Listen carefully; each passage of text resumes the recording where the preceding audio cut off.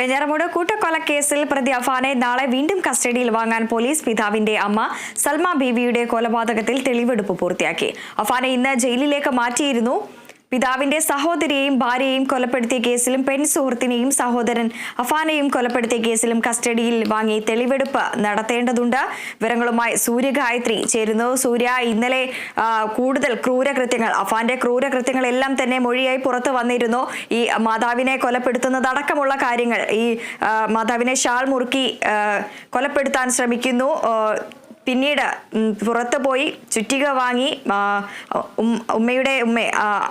മാതാവിന്റെ പിതാവിനെ ചുറ്റിക കൊണ്ട് തലക്കടിച്ച് കൊല്ലുന്ന ഒരു സാഹചര്യം തിരിച്ചു വന്ന് മാതാവിനെ മരിച്ചില്ലെന്ന് കണ്ടപ്പോൾ വീണ്ടും ചുറ്റികയ്ക്ക് അടിച്ച് കൊലപ്പെടുത്താനുള്ള ഒരു ശ്രമം തുടങ്ങി നിരവധിയായിട്ടുള്ള കുറ്റകൃത്യങ്ങളുടെ തുടർക്കഥ തന്നെയാണ് അഫാന്റെ മൊഴിയിൽ നിന്നും വരുന്നത്. ഇപ്പോൾ കസ്റ്റഡിയിൽ വാങ്ങാൻ പോലീസ് ഒരുങ്ങുകയാണ്. വിവരങ്ങൾ എങ്ങനെയാണ്?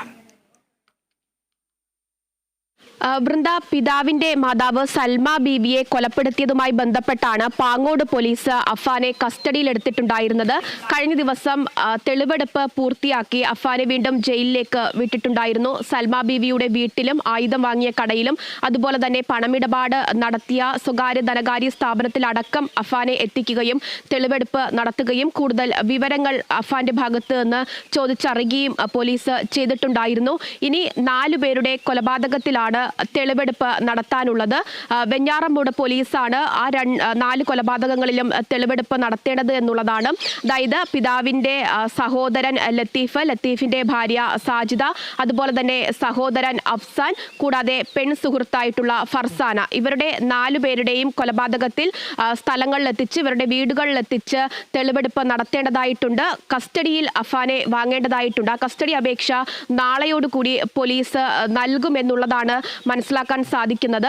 എന്തായാലും സൽമ ബീവിയെ കൊലപ്പെടുത്തിയതുമായി ബന്ധപ്പെട്ടും അതുപോലെ തന്നെ പിതാവിന്റെ സഹോദരനെയും ഭാര്യയും അടക്കം കൊലപ്പെടുത്തിയതുമായി ബന്ധപ്പെട്ടും സാമ്പത്തിക ബാധ്യതയാണ് എന്നുള്ള കാര്യത്തിൽ ഇതിനോടകം തന്നെ പോലീസ് ഒരു നിഗമനത്തിലേക്ക് എത്തിക്കഴിഞ്ഞിട്ടുണ്ടായിരുന്നു. വലിയ രീതിയിലുള്ള സാമ്പത്തിക ബുദ്ധിമുട്ട് അഫാനും കുടുംബവും നേരിട്ടിട്ടുണ്ടായിരുന്നു. അതിൽ ഒരു സഹായം നൽകുകയോ അല്ലെങ്കിൽ ഈ പണം ആവശ്യപ്പെടുകയും സഹായം ആവശ്യപ്പെടുമ്പോഴൊക്കെയും പരിഹസിക്കുകയും ഒക്കെ ചെയ്തിട്ടുണ്ടായിരുന്നു. അതിന്റെ വൈരാഗ്യത്താലാണ് അവരെ 3 പേരെയും കൊലപ്പെടുത്തിയത് എന്നുള്ളതാണ് അഫാൻ പറയുന്നത്. മറ്റ് 4 പേരെയും കൊലപ്പെടുത്തിയതും അതുപോലെ തന്നെ ഉമ്മയെ കൊലപ്പെടുത്താനുള്ള ശ്രമം നടത്തിയതും അത് എന്തിനു വേണ്ടിയായിരുന്നു എന്നുള്ളതായിരുന്നു മറ്റൊരു ചോദ്യം. ഈ അമ്മയെയും അതുപോലെ തന്നെ സഹോദരനെയും സുഹൃത്തിനെയും ഒക്കെ കൊലപ്പെടുത്താൻ ശ്രമം നടത്തിയത് അത് അവർ ഒറ്റപ്പെട്ടു പോകും എന്നുള്ളത് കൊണ്ടാണ്, അവരോടുള്ള സ്നേഹം കൊണ്ടാണ് എന്നുള്ളതാണ് അഫ്സാൻ പറഞ്ഞിട്ടുണ്ടായിരുന്നത്. ഇതിനിടയിൽ തന്നെ മറ്റൊരു വിവരം കൂടി ഇന്നലെ രാത്രിയോടുകൂടി പുറത്തു വന്നിട്ടുണ്ടായിരുന്നത്, പ്രാഥമികമായിട്ടുള്ള വിവരം പുറത്തു വന്നിട്ടുണ്ടായിരുന്നത് ഫർസാനെ കൊലപ്പെടുത്തിയതിനു പിന്നിലും വൈരാഗ്യമാണ് എന്നുള്ളതായിരുന്നു. അതായത് ഫർസാനയോട് ഈ സാമ്പത്തിക ബാധ്യതയെ തുടർന്ന് സ്വർണ്ണാഭരണം അഫാൻ ആവശ്യപ്പെട്ടിട്ടുണ്ടായിരുന്നു പണയം വെക്കുന്നതിനായിട്ട്. അതിന് സ്വർണ്ണാഭരണം സുഹൃത്തായിട്ടുള്ള ഫർസാന അഫാന് നൽകുകയും ചെയ്തിട്ടുണ്ടായിരുന്നു. അത് തിരിച്ചെടുത്ത് നൽകണമെന്നുള്ള ആവശ്യം അഫാനോട് ചോദിച്ചിട്ടുണ്ടായിരുന്നു. അതിന്റെ വൈരാഗ്യത്താലാണ് ഫർസാനെ കൊലപ്പെടുത്തിയത് എന്നുള്ള വിവരം പോലീസിന് അഫാൻ നൽകിയിട്ടുണ്ട് എന്നുള്ള വിവരം കൂടി ഈ ഘട്ടത്തിൽ ലഭിക്കുകയാണ്. അങ്ങനെയെങ്കിൽ കൂടുതൽ കാര്യങ്ങൾ ഈ കൊലപാതകങ്ങളുമായി ബന്ധപ്പെട്ട് അഫാന്റെ ഭാഗത്ത് നിന്ന് അറിയേണ്ടതായിട്ട് ഉണ്ട് എന്നുള്ളതാണ്. ഉമ്മയെ കൊലപ്പെടുത്താൻ 2 പ്രാവശ്യം ശ്രമം നടത്തി എന്നുള്ളത് അഫാൻ അറിയുന്നു.